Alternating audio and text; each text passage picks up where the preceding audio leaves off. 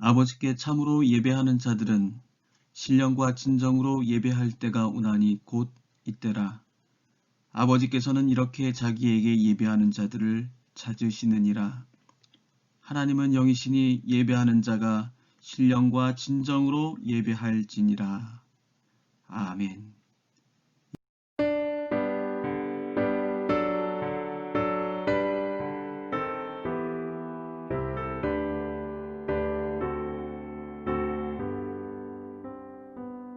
찬양 성부 성자 성령 성삼위일체께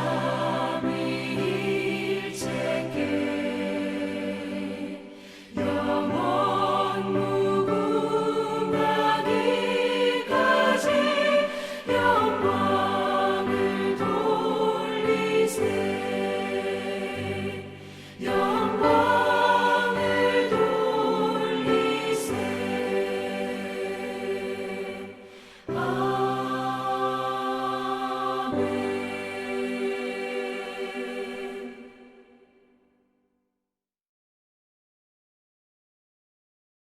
하늘에 계신 우리 아버지여, 이름이 거룩히 여김을 받으시오며 나라가 임하시오며 뜻이 하늘에서 이루어진 것 같이 땅에서도 이루어지이다. 오늘 우리에게 일용할 양식을 주시옵고 우리가 우리에게 죄 지은 자를 사하여 준 것 같이 우리 죄를 사하여 주시옵고 우리를 시험에 들게 하지 마시옵고 다만 악에서 구하시옵소서. 나라와 권세와 영광이 아버지께 영원히 있사옵나이다. 아멘.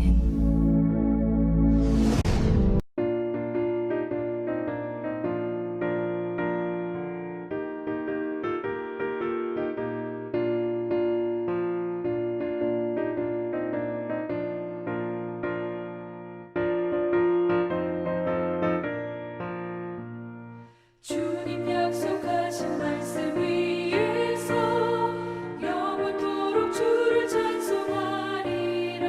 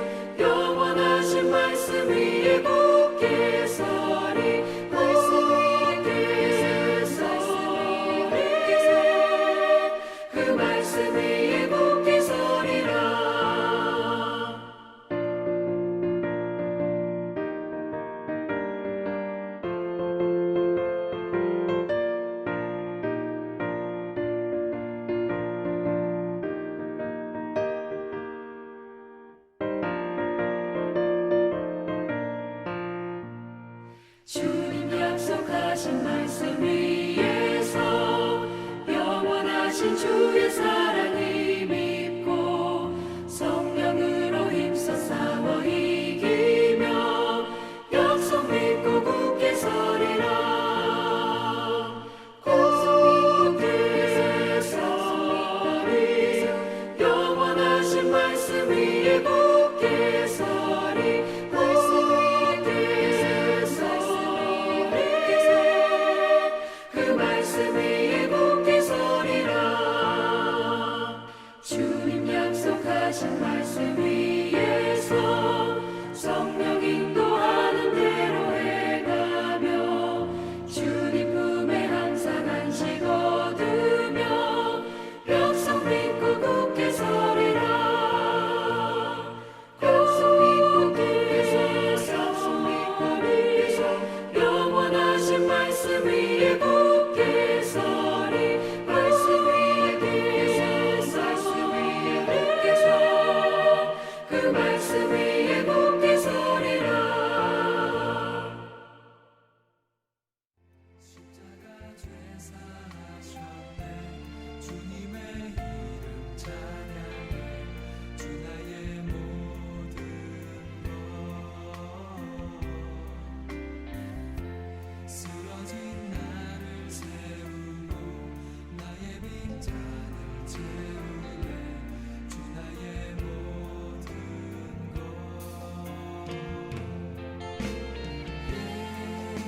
예수 어린 양 존귀한 이름.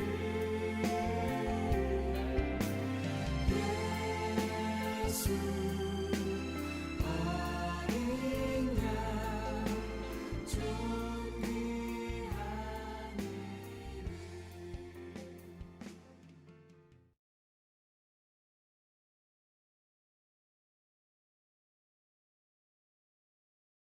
함께 성경 말씀을 봉독하겠습니다. 예레미야 29장 5절부터 14절까지 말씀을 함께 읽겠습니다. 너희는 집을 짓고 거기에 살며 텃밭을 만들고 그 열매를 먹으라. 아내를 맞이하여 자녀를 낳으며 너희 아들이 아내를 맞이하며 너희 딸이 남편을 맞아 그들로 자녀를 낳게 하여 너희가 거기에서 번성하고 줄어들지 아니하게 하라. 너희는 내가 사로잡혀 가게 한 그 성읍의 평안을 구하고 그를 위하여 여호와께 기도하라. 이는 그 성읍이 평안함으로 너희도 평안할 것임이니라. 만군의 여호와 이스라엘의 하나님께서 이와 같이 말하노라. 너희 중에 있는 선지자들에게와 점쟁이에게 미혹되지 말며 너희가 꾼 꿈도 고지 듣고 믿지 말라.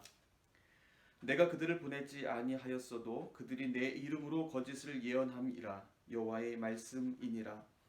여호와께서 이와 같이 말씀하시니라. 바빌론에서 70년이 차면 내가 너희를 돌보고 나의 선한 말을 너희에게 성취하여 너희를 이곳으로 돌아오게 하리라. 여호와의 말씀이니라. 너희를 향한 나의 생각을 내가 아나니 평안이요 재앙이 아니니라. 너희에게 미래와 희망을 주는 것이니라.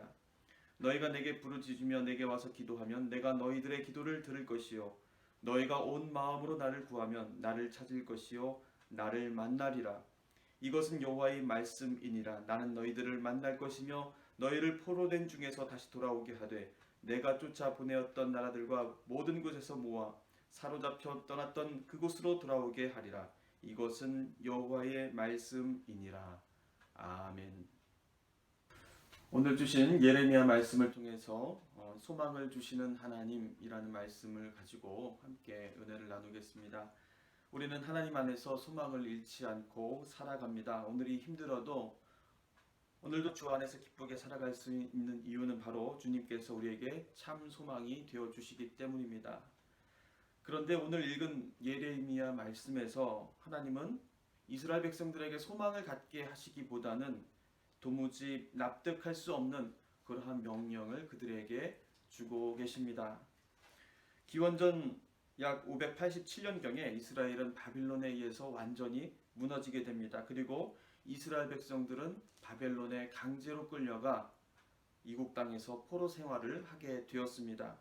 포로의 생활은 너무나도 가혹하고 참혹한 것이었습니다. 그 실상을 시편 137편의 시에서는 이렇게 말하고 있습니다. 멸망할 바빌론 도성아, 내가 우리에게 입힌 그대로 너에게 되갚는 사람에게 복이 있을 것이다. 내 어린 아이들을 바위에다가 메어치는 사람에게 복이 있을 것이다. 여기서 우리는 이스라엘 사람들이 얼마나 큰 멸시와 모욕을 당했으며 이스라엘 사람들이 당한 그 모욕이 얼마나 큰 것이었는지를 상상해 볼 수가 있습니다. 이스라엘 백성들은 바빌론의 포갑에 이를 갈았고 복수심에 불탔습니다. 그리고 하루속히 하나님께서 자신들을 고향 땅으로 돌아가게 해주시기를 간절히 기대했습니다. 이러한 때 예레미야를 통해서 하나님은 세 가지의 명령을 이스라엘 백성들에게 내려주십니다. 첫 번째는 정착하라는 것입니다. 5절 말씀에 너희는 집을 짓고 거기에 살며 텃밭을 만들고 그 열매를 먹으라. 집을 짓고 텃밭을 만들라는 그 말씀은 그곳에서 정착해 살으라는 것입니다. 하루하루가 고생이고 두고 온 고향이 날마다 그리워서 언제 하나님이 이곳에서 나가도록 해주실까 정말 그렇게 간절히 고대하고 있었던 그때에 하나님의 이 정착하라는 그 말씀은 소망의 말씀이 아니라 절망의 말씀으로 다가왔을 것입니다. 도무지 믿고 싶지 않고 따르고 싶지 않은 그러한 명령이었습니다. 두 번째는 그곳에서 번성하라는 것입니다. 6절에 아내를 맞이하고 자녀를 낳으며 너희 아들이 아내를 맞이하며 너희 딸이 남편을 맞아 그들로 자녀를 낳게 하여 너희가 거기에서 번성하고 줄어들지 않게 하라. 이 말씀은 정착을 얼마 동안 해야 하는지를 말씀해 주고 계십니다. 아들과 딸이 결혼해서 자녀를 낳을 때까지 너희들은 이곳에서 정착하고 살아야 한다는 것이죠. 금방 돌아갈 것으로 생각하지 말라고 하시는 말씀입니다. 한 세대가 35년이라고 한다면 두 세대면 70년이 되는 그러한 긴 시간입니다. 이 말씀은 지금 잡혀온 자신들은 고향을 못 보고 죽을 수도 있다는 그런 말씀이기도 합니다. 결코 그들에게 희망의 말씀이 될 수 없습니다. 세 번째 명령은 바벨론을 위해서 기도하라였습니다. 7절에 너희는 내가 사로잡혀 가게 한 그 성읍의 평안을 구하고 그를 위하여 여호와께 기도하라. 이는 그 성읍이 평안함으로 너희도 평안할 것임이라. 바벨론으로 끌려와서 당한 수치도 그것도 참을 수 없는 고통인데 바벨론의 평안을 위해서 기도하라는 그 예레미야의 이스라엘에게 받아들일 수 없는 그러한 명령이었습니다. 설령 죽을지언정 그들과 맞서 싸우지는 못할 망정 그들을 위해 기도할 수는 없는 일이었죠. 그것은 이스라엘로 돌아가기를 포기하는 것이고 성전과 율법을 짓밟은 바벨론에게 굴욕적으로 머리를 조아리는 것이었습니다. 정착하고 반성하고 기도하라. 이 세 가지 예레미야를 통해서 주신 하나님의 말씀은 참으로 따르기 어려운 그러한 말씀이었습니다. 이 말씀은 소망의 말씀이 아니라 항복의 말씀, 체념의 말씀으로 들렸을 것입니다. 이 때문에 다른 사람들은 모두 다른 예언을 듣기를 원했습니다. 정착하라는 그런 말씀이 아니라 당장 떠나라는 말씀, 자녀를 낳고 번성하라는 말씀이 아니라 이 포로 생활이 곧 끝나게 될 테니 이제 돌아갈 준비를 하라. 바벨론을 위해서 기도하라는 말씀 대신 그들과 맞서 싸워 승리하라는 그런 말씀이 듣고 싶었을 것입니다. 소망을 주시는 하나님이 우리 주님이시고 우리를 구원해 주시는 분이 우리 하나님이시라면 하나님은 응당 이런 말씀을 우리에게 주셔야 하는 것이 아니겠습니까? 결코 인정하고 싶지 않고 따르고 싶지 않은 말씀 앞에서 많은 사람들은 갈등을 겪었습니다. 이런 예레미야의 예언은 바벨론에 있는 거짓 선지자들의 주장과는 전혀 다른 정반대의 말씀이었습니다. 거짓 예언자들은 이렇게 말하지 않았습니다. 바벨론에서 곧 풀려나게 되는 것이 하나님의 말씀이라고 그렇게 예언합니다. 그들의 말은 정말 달콤하고 그들에게 너무나도 듣고 싶었던 말들이었습니다. 28장 2절에서 3절까지 말씀에는 이러한 거짓 예언자들의 속삭임이 들려옵니다. 만군의 여호와 이스라엘의 하나님이 이같이 일러 말씀하시기를 내가 바빌론의 왕의 몽해를 꺾었느니라. 내가 바빌론의 왕 느부갓네살이 이곳에서 빼앗아 바벨론으로 옮겨간 여호와의 성전 모든 기구를 2년 안에 다시 이곳으로 되돌려 오리라. 몇 년 만에 다시 고향으로 돌아가게 된다고 말합니까? 바로 2년입니다. 앞서 예레미야는 자식이 자식을 낳는 시간 동안에 정착하고 살아야 한다고 했습니다. 그런데 이 거짓 예언자는 불과 2년이면 모든 백성들이 풀려나게 되고 고향 땅을 되찾게 될 것이라고 말합니다. 여러분이라면 누구의 말이 하나님의 말씀이라고 믿겠습니까? 누구의 말이 소망의 말씀이라고 받으시겠습니까? 내일 당장 소원을 들어주신다는 말씀을 따르겠습니까? 아니면 소원이 이루어지려면 한참 걸릴 테니 인내하고 하나님께서 약속을 이루어 주실 때까지 참고 기다리라는 말씀을 따르겠습니까? 대부분의 사람들은 바로 이러한 경계선에서 쉽게 무너집니다. 하나님의 말씀이 어디에 있는지 상관없이 내가 바라고 내게 유익한 것을 하나님의 뜻이라고 합리화하고 싶은 것입니다. 예레미야는 그런 미혹하는 자들을 경계하라고 말씀합니다. 8절에 만군의 여호와 이스라엘의 하나님께서 이와 같이 말하노라 너희 중에 있는 선지자들에게와 점쟁이들에게 미혹되지 말며 너희가 꾼 꿈도 고지 듣고 믿지 말라.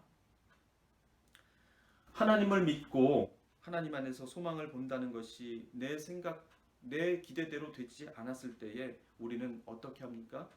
점쟁이를 찾아갑니다. 그리고 밤에 꾼 꿈의 의미를 부여하려고 듭니다. 거짓 선지자들의 말에 동요하고 미혹됩니다.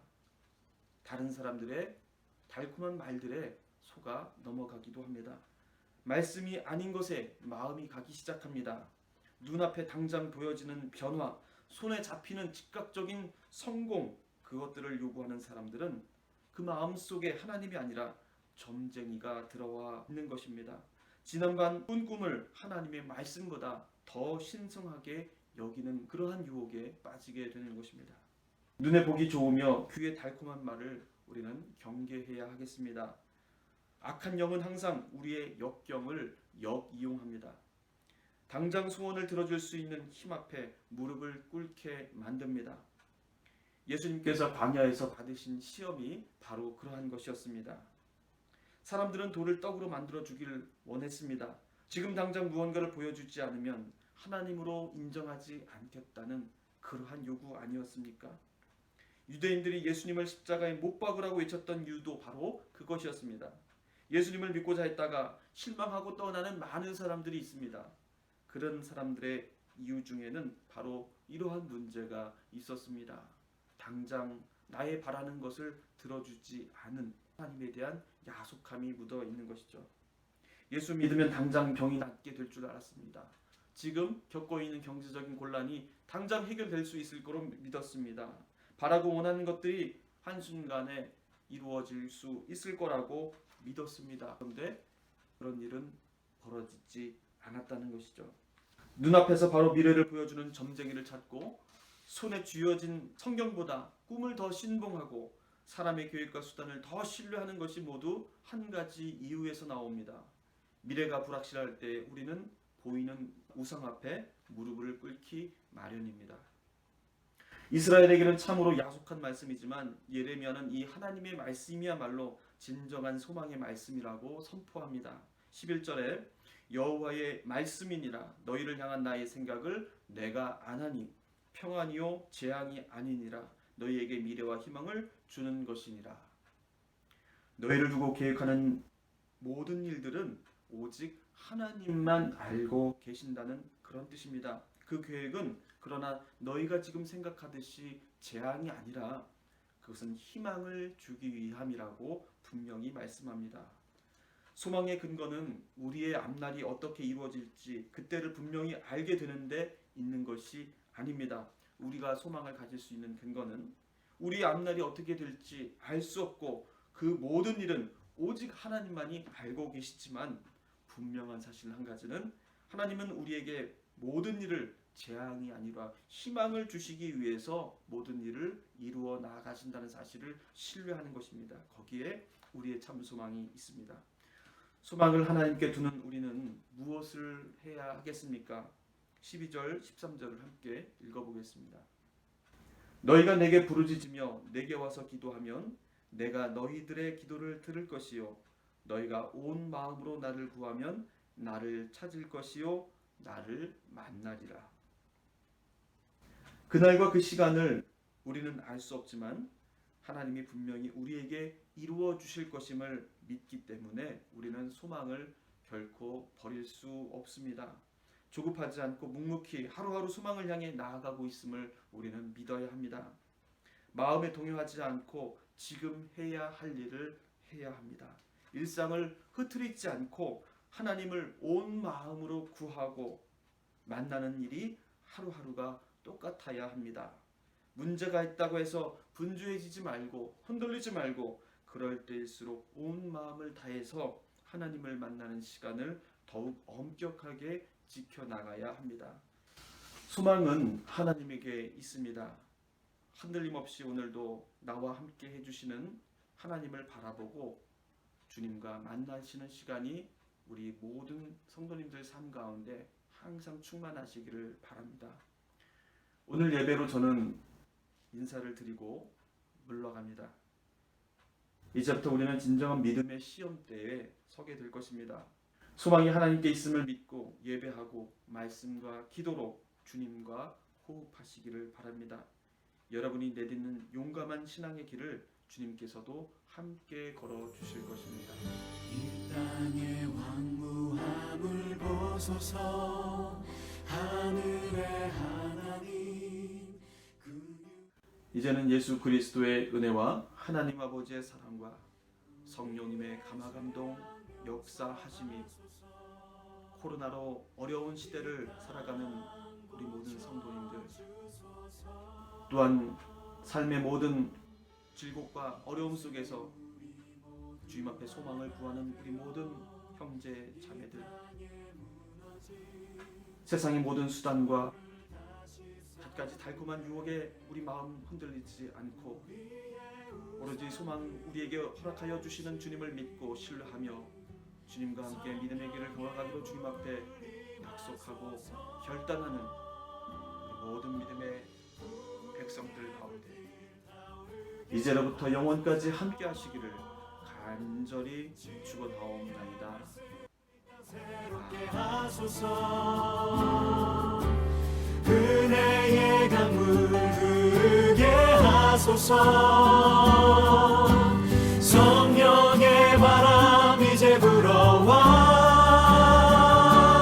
오 주의 영광 가득한 새날 주소서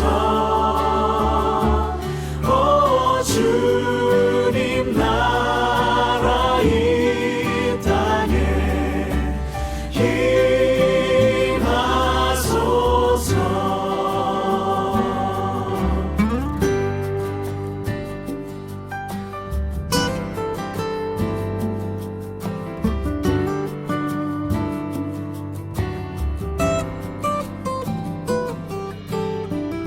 이 땅의 황무함을 보소서 하늘의 하나님 긍휼을 베푸시는 주여 우리의 죄악 용서하소서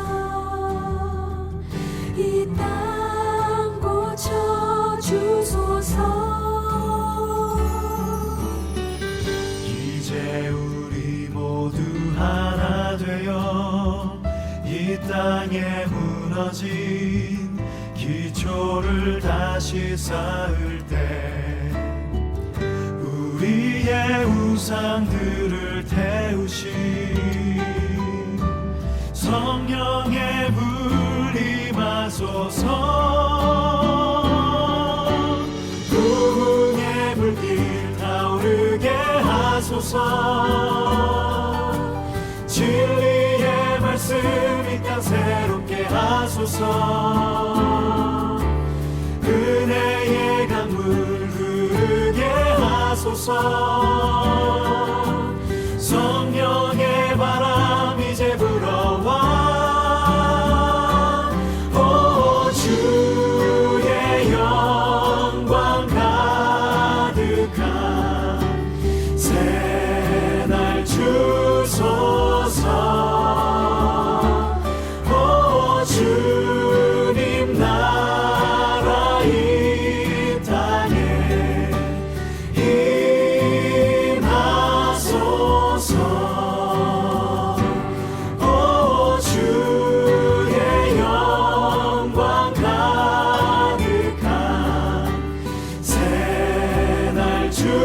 주소서